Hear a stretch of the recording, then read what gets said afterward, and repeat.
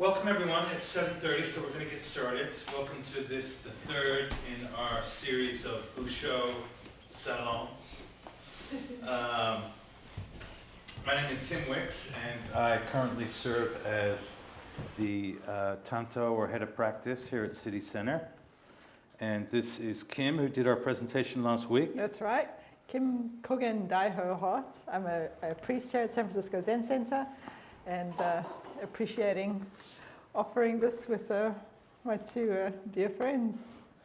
I'm glad my week is over, and now I can pass on to Dan.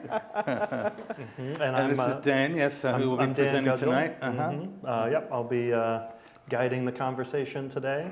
And I also am one of the resident priests here at San Francisco Zen Center. Yeah.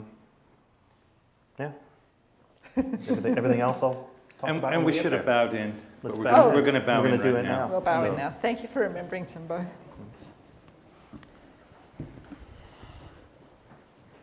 I'll get them.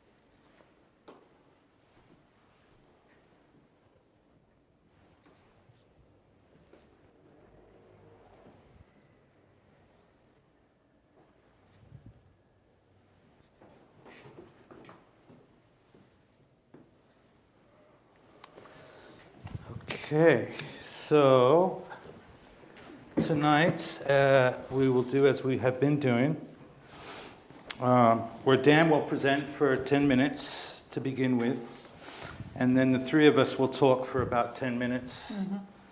And then we're going to split up into smallish groups, and you'll have 20 minutes to talk amongst yourselves, and then we'll get back together for the last 10, 15 minutes or so. Okay, Dan, over to you. Yeah. Let's see, a couple of housekeeping things. We do have an online portal that is connected to this salon. So anyone who would like access to that, you can sign up. It's totally free of charge, as are these sessions. If you go to the San Francisco Zen Center website, you can find this on our calendar and sign up for free and get access to our online portal where we have posted the readings and sort of those sorts of reminders of what's happening here in the salon. Any other housekeeping things? Not that I can I think everything else we'll get to as it happens. Yeah. Simba, can you push your chair back a little bit so that I can see Dan Sure. looking forward? Great. So tonight I have chosen a section to talk about, and Tim, I think if anybody, Yes. Sid would like another hard copy. So the section that I chose tonight is somewhat long. Too long to talk about the whole thing. So I'm going to sort of pull out a few parts that we'll focus on a little bit. Don't worry at all if you are coming here fresh and have not done this reading. I'm going to read out the important bits and we'll talk about them a little bit. So I have been looking mainly at the Waddell and Abe translation, which is in the left-hand column of our 3-translation compilation. And I thought, since I had pulled them out to find some notes, I just thought I would bring in the 3 books that these translations come from. So the Hart of Dogen's Shōbōgenzō, this is the Waddell and Abe translation, which is just selections from the Shōbōgenzō. This is the Nishijima and Cross version. This is in 4 volumes, so this is just volume 2 of the 4-volume set. And this one I refer to for sort of the notes and the factual stuff. My understanding and feeling is that this one is a little more word by word accurate in its translation. And sometimes the sense can be a little harder to get out of that word by word accurate translation. And then this is the Kaz Tanahashi version, which was also supported by many teachers here at San Francisco Zen Center. And this version is actually quickly becoming my preferred version for sort of getting the sense of Shōbōgenzō. This, I feel like, really goes sort of in the direction of underpinning the translation with practice. So it is clear to me that this was translated by dedicated practitioners, and really beautiful language as well. Those different versions I find, I'm just sort of constantly flipping between the three versions, looking at who has the particular note that I'm looking for to explain whatever portion I'm confused about. So I'll mostly be talking about the Waddell and Abe version. I'll give you page numbers as I go, but there are a few things from the other translations that I think are interesting enough in this section to point out as well.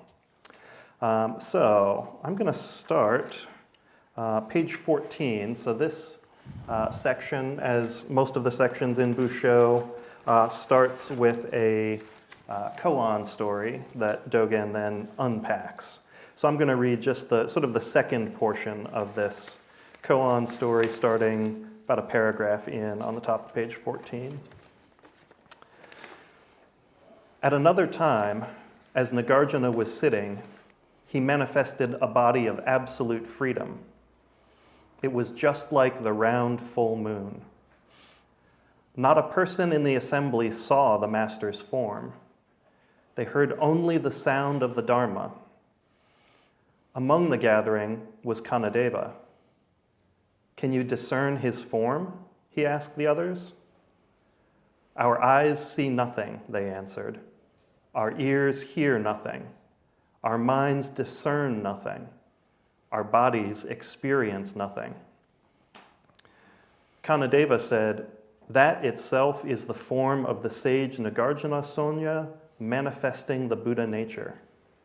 He is doing it to teach us. How do I know this? Because the form of formless samadhi is like the full moon. The meaning of the Buddha nature is absolutely empty, clear, and distinct. When Kanadeva finished speaking, the round shape disappeared, and Nagarjuna was sitting on his seat as before. He recited a verse.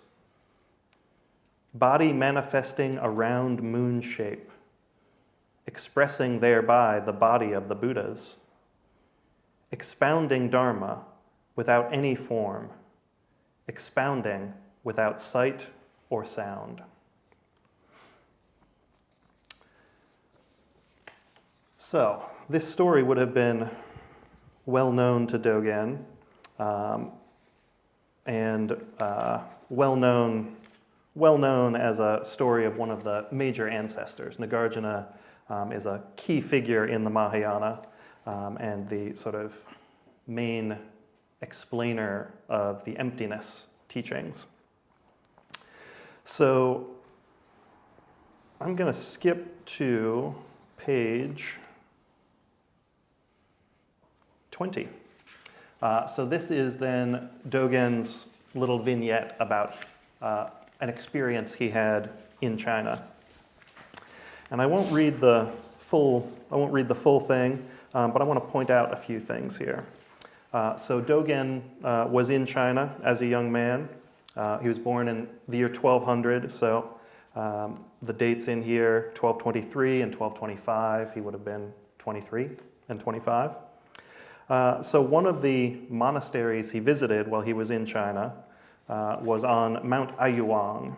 And those who have read the Dogen's instructions for the monastery cook will recognize the name of this monastery. This is where he encountered one of the tenzos, or monastery cooks, who he learned a great deal from. In comparison, in this visit to Aiyuang Monastery, he met some monks who he seems to have been wholly unimpressed with. So he sees in one of the corridors of the main hall these painted images of these sort of miraculous transformations of the first 33 patriarchs.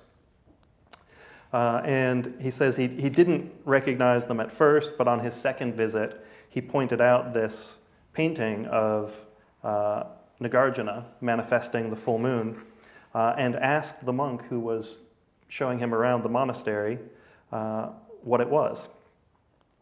And he just said, "That's Nagarjuna, bodily manifesting a moon-like shape."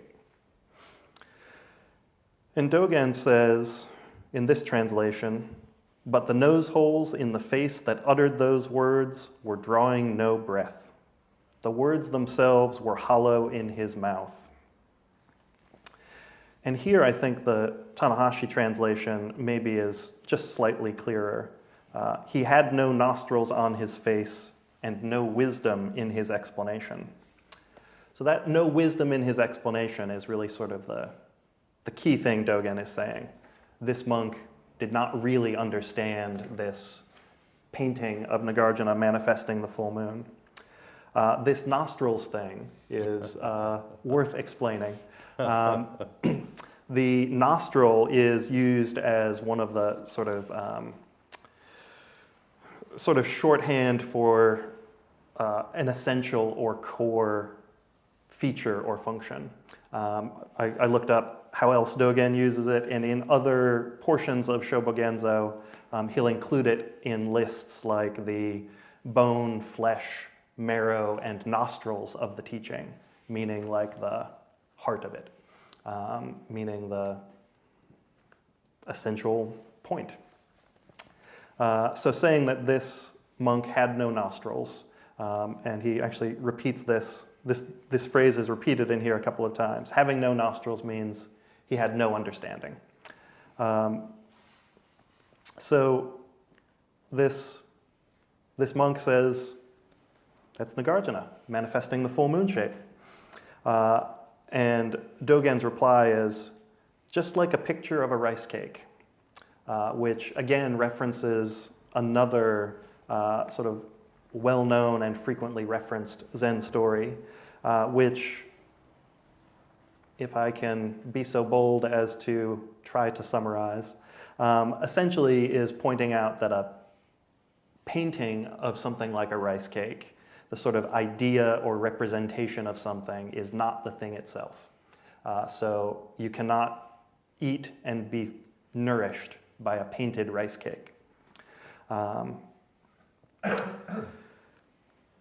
So Dogen says that this painting of Nagarjuna is like a painted rice cake. And the monk laughs, but Dogen says it was not a laughter of knowledge, it was a laughter, he was just laughing.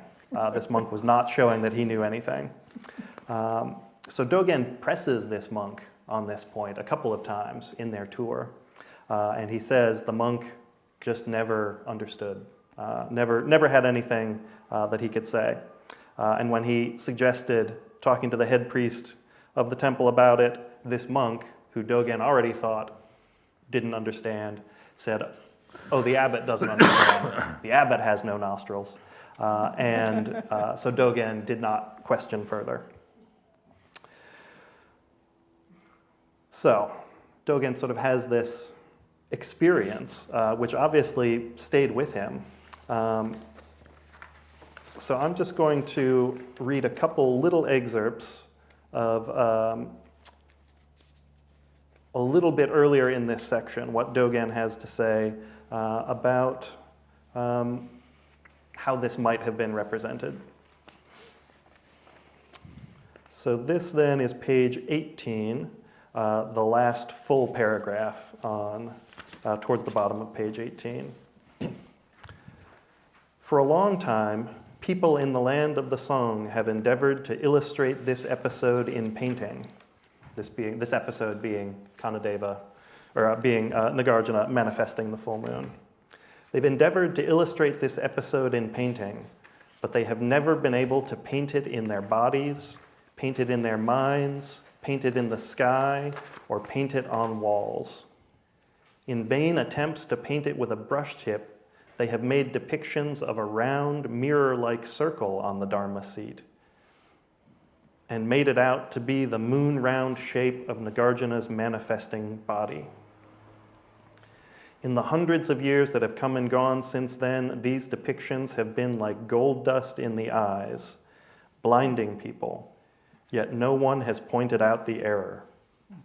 How sad that matters have been allowed to go unremedied like this. If you understand that the round moon shape manifested by the body is an all-round shape, it is no more than a painted rice cake. It would be ludicrous in the extreme to divert yourself by playing with that. And then on page 19, the first full paragraph on page 19. You must know that in painting the form of the body manifesting a round moon shape, the form of the manifesting body must be there on the Dharma seat. Eyebrows must be directly and authentically raised, eyes directly and authentically blinked, skin, flesh, bone, and marrow. Again, this is one of those lists we could add nostril to. Skin, flesh, bone, marrow, and nostril. The treasure of the right Dharma eye must without fail be sitting immovably in Zazen. This transmits Mahakashyapa's smile, for it is becoming a Buddha, becoming a patriarch. So it sounds a little like Dogen is saying, to really represent this, you have to actually show the body of the person, rather than showing this round moon shape. And then in the next sentence, he says, if this picture is not a moon shape, the shape of suchness is not there. It does not preach the Dharma. It makes no sight, no sound, no sermon. If you would seek the manifesting body, you must trace the shape of the round moon. So, I read all of these things. I think of these sort of conflicting reports that Dogen gives. And it brings up this question for me, which is going to be our discussion prompt for tonight. What depiction of Nagarjuna, or what response from these monks, would have actually satisfied Dogen? Is there anything that anyone could do or say that, in Dogen's view, would actually get this right in some way? And I think there is, to my mind, a piece in here about the authentic action. This drawing a mirror-like circle and saying that's Nagarjuna representing, manifesting the moon shape is too simple in some ways. Is just painting a rice cake and saying, this will feed you. So these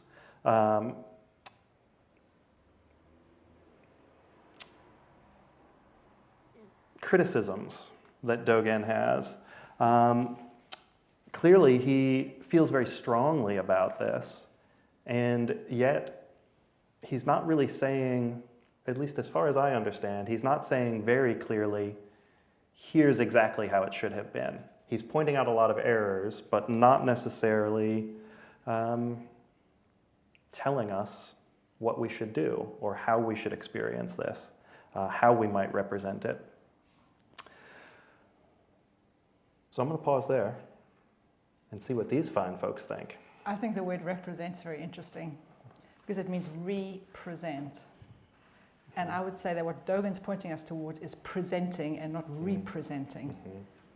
And it's about our body sitting in Zazen, Nagarjuna's body sitting in Zazen, but the actual experience of that sitting and is manifesting the moment as emptiness, and bam, that's what it is. And as soon as we try and conceptualize that and put it into a painting, we're missing the point. Even if we repainted Nagarjuna and not some conceptualization of a full moon, we'd still be missing the point, okay, which is obviously the experience of sitting zazen. However, there's something else that strikes me very interesting. As an artist myself, there's a famous painting by Magritte that is like, ce n'est pas une pipe. Excuse me, I'm massacring French. But it's like, it basically says that this is not a pipe, and it's a painting of a pipe. And it's because, yeah, it's a painting of a pipe. You know, don't be confused between the two, which is a concept kind of easy enough to understand. But I remember once I was in Dokusan with Ryushin, and I was talking about, you know, relative and absolute truths, and I was saying, well, you know, it was just a thought. It wasn't, you know, hard reality. And he was like, be careful. It's a thought. It's not just a thought. So we can't dismiss it because it's a painting. It is also a painting that exists and expresses as a painting. It's not something that has no substance. It's not something to be dismissed in, you know, in contrast to some kind of alternative expression. So these are the things that kind of really come out to me. And there's one last thing I wanted to say, actually. The very beginning thing that you read, you said, they answered, our eyes see nothing, our ears hear nothing, our minds discern nothing, our bodies experience nothing. And that I just think is a beautiful turn of phrase for the expression of shunyata, which is emptiness. That lovely phrase I heard once, which is nothing is sacred, which is actually saying nothing, emptiness is sacred. So if you hear that, instead of our eyes see emptiness, our ears hear emptiness, our minds discern emptiness, our bodies experience emptiness. So don't take the authority in my voice as knowing. I tend to have a little authority when I speak, but these are the things that struck me as interesting. What do you think? I just think it's a real shame that Dogen never saw Francis Bacon's paintings.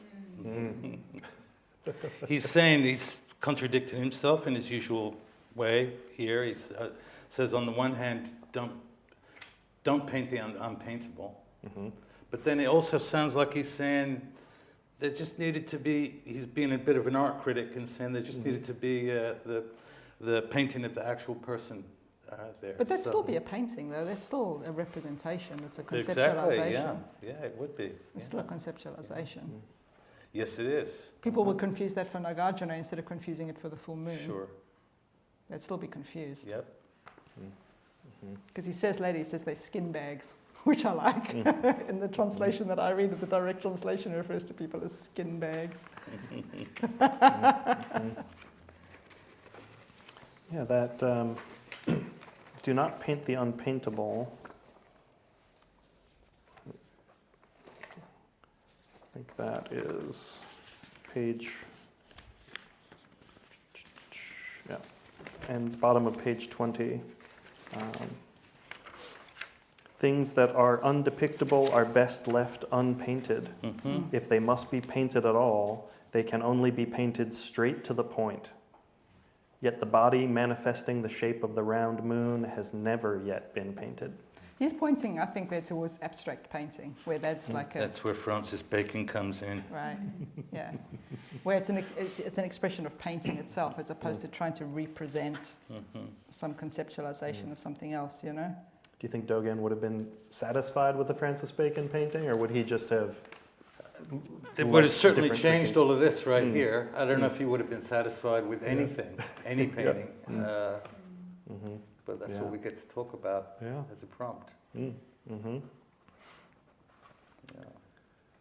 I think we are just about at that time. Yeah. All right. Just about at that time to make So this we're gonna- You have to read your prompt. Yeah, let me read this out again. We're reading as well for the people online. Yes, for 'cause they folks need a bit of online. time. And I believe David Chow will also be able to put this prompt into the chat, though that doesn't follow you into your Zoom breakout rooms. So take note of the prompt now. What depiction of Nagarjuna, or what response from the Chinese monks would have satisfied Dogen? Is there any way to get this right? I think another fair topic of conversation is just also, what do you think about Dogen's attitude in this section? I think it's an interesting question. You know, the sort of tone and attitude. What do you make of his style of critique. Nice. Yeah. Okay, so we're going to split up into slightly smaller groups this week. Did anyone come up with a strategy for satisfying Dogen?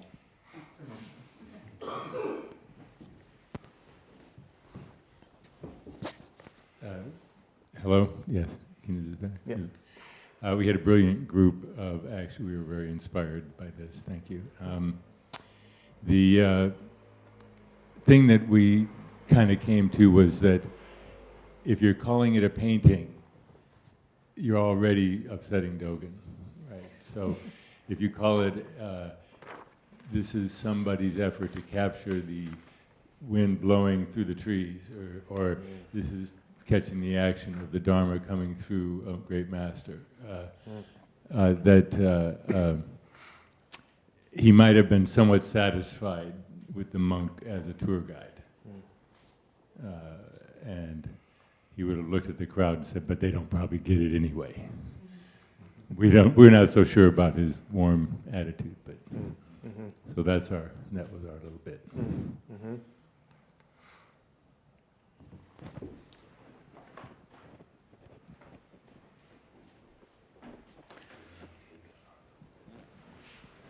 First of all, having two professional fine art painters in the presentation, I think it might have been a little biased.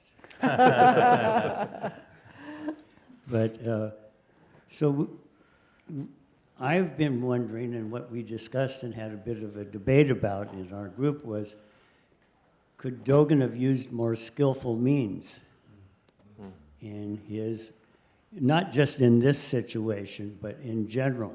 And so we had a little bit of debate whether that would have been so or worthwhile, or what. Maybe it's better that he presents it as he does to make the point more definite and clear. What do you think, Roger? I think he could have used more skillful means. I think, he overstepped his bounds in many ways, but that was part of the way that he taught.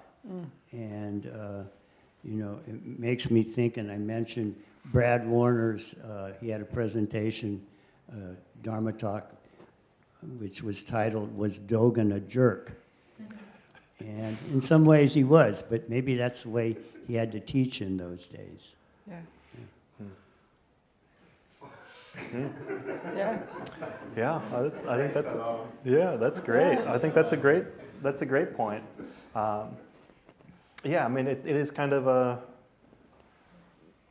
there's a little, I notice in me a little sadness. Oh, these monks who Dogen clearly thought did not get it, did they go the rest of their lives not getting it? Did they ever get it?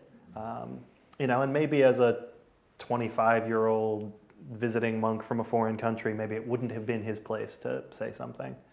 And yet he doesn't seem to really be one to hold back very much otherwise. So yeah, it does seem a little, there's a little, maybe there's a small, little regret there. Maybe he could have helped these folks out a little bit. And I like Dogen's style. I like that he shakes people out of their apathy, wakes them up, I think it's good. If people have got ears to listen, that's great. If they don't, meh. This is some feedback we're offering for Dogen.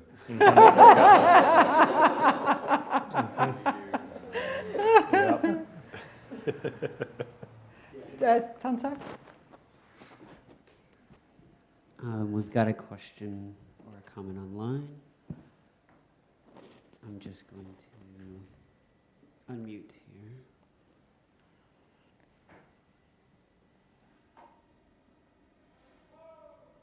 The park is closed.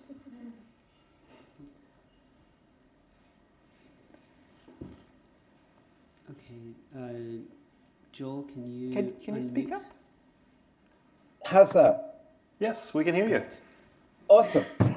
Yeah, we talked about the same issue. You need to get a bit closer. Can you get it closer to your speaker?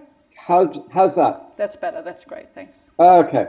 Yeah, we talked about exactly the same issue. And it's a real issue. One thing I felt is that I think, yeah, these people are monks, and they might have been there for 20 years. And if Dogen was talking to someone who'd been there 2 days, I hope he would be different. And, so that it's kind of where the person is, the cause and condition of that person and that context. And things that are really, story. Mel once told me, when I want to see how mature a student is, I do something stupid. And that was his style. And he would do that, I also think about Trungpa was talking about panicking student and panicking teacher. That sometimes when teachers do this, they might, in a sense, be panicking. They're not sure the student is ready for this kind of teaching. And then they're stuck with the karma of they did this, the student wasn't ready, and the student could learn. Anyway, that's stuff I've thought about this teaching style, which I found can be helpful in the context of teachers who are unbelievably compassionate, like 99% of the time. And then there's a zinger that comes. And if they get it right, it's very helpful. I have a question though. Wasn't he like 23 years old during this whole thing? So maybe he wasn't a teacher. Maybe he was just like a very zealous student at this point. Well, he was 40-something when he wrote this, so... Yeah. So he was like relaying it. Yeah, so I'm not sure if it's totally accurate.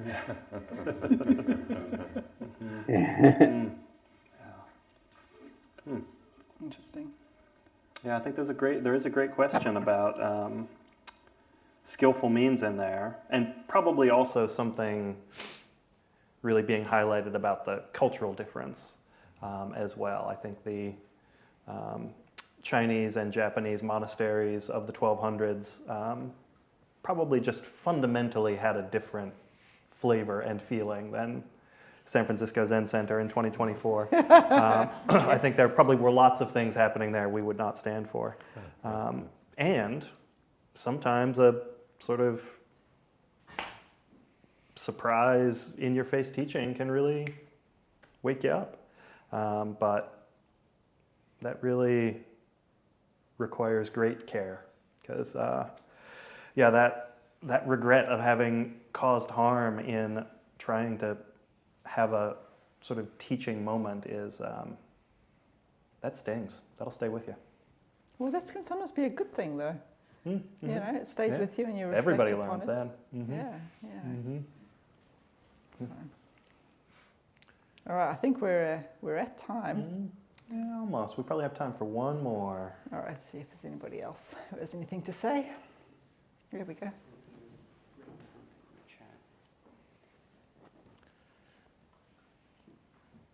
This comes from the chat from Sarah. Sarah writes, from our group, in terms of presentation... Can you speak up a bit louder? Just bring it closer to your mouth. In terms of presentation, representation, why did Dogen approve of the Buddha holding up of the flower versus the painting? Thanks, Sarah. Because holding up the flower wasn't representing something. It was the expression of the universal truth right there. Yeah, a direct It was action. a direct transmission. If you'd held up a painting of a flower, then it would have been a problem.